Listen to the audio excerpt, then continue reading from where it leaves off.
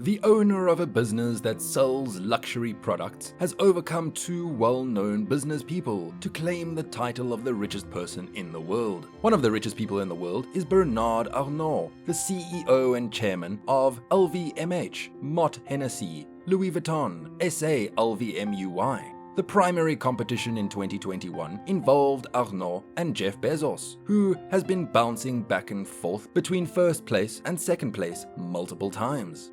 Welcome to Good Lucks, a channel dedicated to inspiring you to expand your mindset, make general life breakthroughs, and realize your full potential to see what life has to offer. In addition to Jeff Bezos and Bill Gates, Bernard Arnault, the CEO of LVMH, a French multinational luxury goods giant, is the third person in the world to have a net worth of at least $100 billion.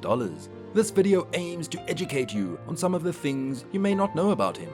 Subscribe if you'd like to receive a daily dose of financial and life knowledge.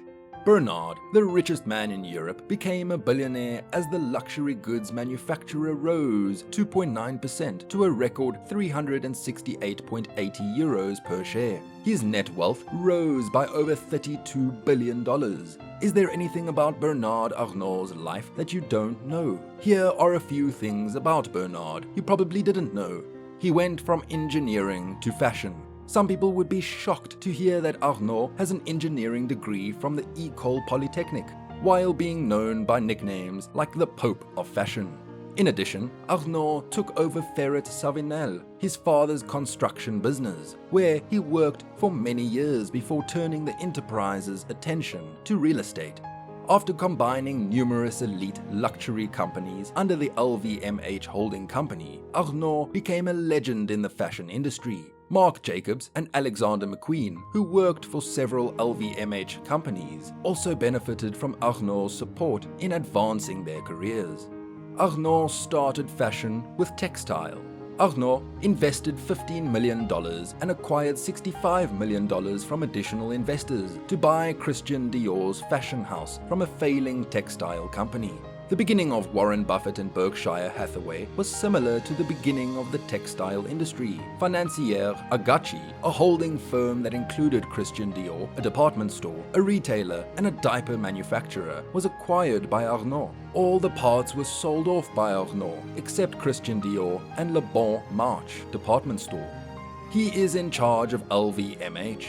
In case you didn't know, Henri Racomire, chairman of LVMH, extended an invitation to Arnault to invest in LVMH. Arnault increased his shareholding in LVMH and ousted Racomire as a result of a joint venture with Guinness.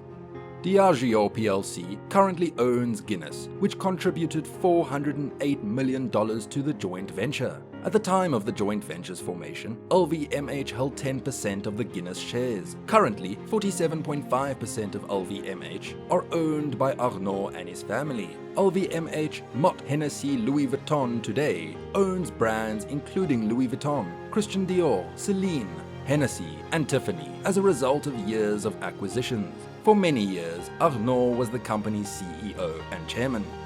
He is a distinct French honor. Being a member of the Legion of Medals, France's highest civilian and military honor for merit, is one of Arnault's achievements. Napoleon Bonaparte founded the Legion of Honor, which consists of the ranks of knights, officers, commanders, grand officers, and grand crosses. After being appointed a commander of the Legion of Honor in 2007, Arnault progressed to the position of Grand Officer. He donated more than £173 million to help restore Notre Dame Cathedral. After a devastating fire destroyed the iconic church, Arnault, 70, and his family contributed more than $650 million in April for the renovation of Notre Dame. His business also takes part in a variety of charitable endeavors. It aids groups that carry out scientific, medical, and humanitarian research. He possesses 97% of the shares of Christian Dior. Arnault acquired a textile company that owned Christian Dior to enter the luxury goods sector. In 1988, he sold all of the company's other operations and invested the earnings in LVMH to acquire a majority interest. Arnault currently owns 97% of Dior. Besides LV, Bernard also oversees several other premium businesses: Marc Jacobs, Givenchy, Fendi, Sephora, Donna Karan, Guilin, Emilio Pucci, Laura Piana, Nicholas Kirkwood, Thomas Pink, R.M. Williams, Idun, Moynat, and several jewelry brands like Tag Heuer, De Beers, Bulgari are among the other 70 luxury businesses that Arnault oversees in addition to Louis Vuitton. He is an avid art collector. As Jay-Z has stated in the most recent album, acquiring art is the most popular pastime for wealthy people. It's also how you dramatically raise your net worth. Jay must look up to Arnault in this regard because he is an art enthusiast who owns everything from Monets to Warhols and has the financial resources to do it right thanks to his €86 billion fortune. He is the owner of a Bahamas island. This is pretty self-explanatory. For a rich guy, Arnault owns a sizable island in the Bahamas. He reportedly lives close to Johnny Depp and David Copperfield. Other contributions include contributing about €130 million to a Frank Gehry-designed museum for the Louis Vuitton Foundation that will support modern art, as well as contributing €200 million to the effort to save and restore Notre Dame after the fire in April. He holds the title of fashion's richest person. Arnault overtook Amancio Ortega, CEO of Zara, who had a net worth of $70.1 billion as the richest person in the fashion sector in April 2018, when his net worth surpassed that amount. He plays the piano well. Arnault has received classical piano training and exploited his talent to woo his wife. Chopin is his favorite composer and supposedly memorized 6 of his etudes. He loves tennis a lot. Arnault's key to staying physically fit is playing sports, and he frequently observes some of the most famous competitions worldwide. He played a set against his tennis idol Roger Federer and lost 6-love. Industry watchers attribute Arnault's exceptional success in a fiercely competitive industry to the fact that he is aware of both the creative and financial facets of managing a luxury business.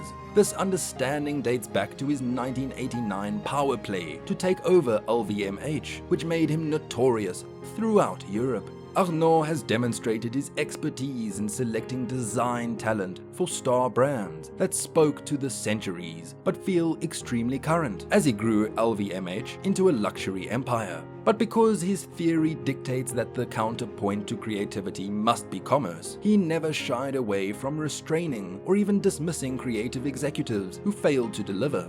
Using a strategy that is not unusual in the M&A game, simply it's odd in our industry, he purchases brands the Wall Street way, a Business Insider described about Arnault's strategies. By combining the assets of a bankrupt company with LVMH and numerous acquired brands, Arnault was able to create the most powerful luxury conglomerate in the world, with revenues expected to reach €44.6 billion by 2020. This is an unusual combination of financial and creative abilities. Please post any further queries or remarks in the comments section. Like and subscribe if you enjoyed the video so that others can watch it and find inspiration. To make sure you don't miss any new videos about personal development, enable the notification bell as well. We'll see you in a future video.